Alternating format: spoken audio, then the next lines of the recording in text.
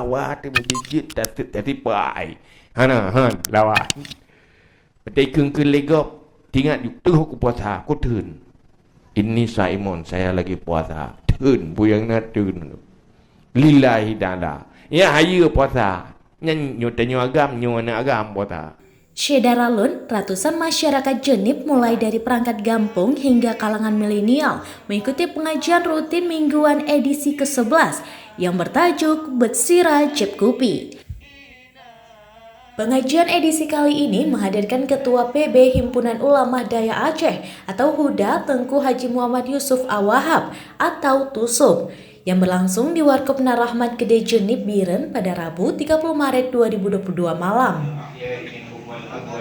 Inisiator sekaligus pengasuh Betsira Cep Kupi, Tengku Ihsan Muhammad Jafar, yang juga Mudir Dayah Babus Salam Al-Aziziyah Jenib menyebut pengajian yang identik dengan masjid, musala, dan tempat-tempat ibadah kurang diminati oleh para milenial. Untuk itu pihaknya memadukan dengan tren saat ini, di mana kafe dan warkop adalah tempat berkumpulnya anak-anak muda.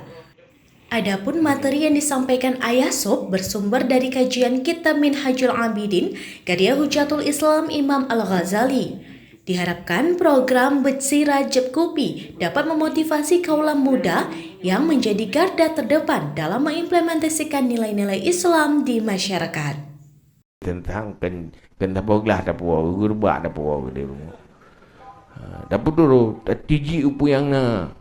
Nyan bak tijinya matangkan paju sudah mengikuti selera.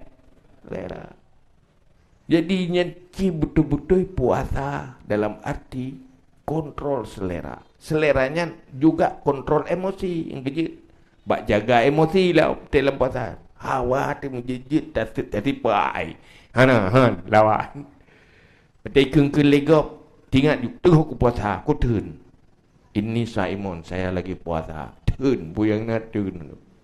Lillahi ta'ala. Ya hayu puasa. Nyo tanyo agam, nyo anak agam puasa.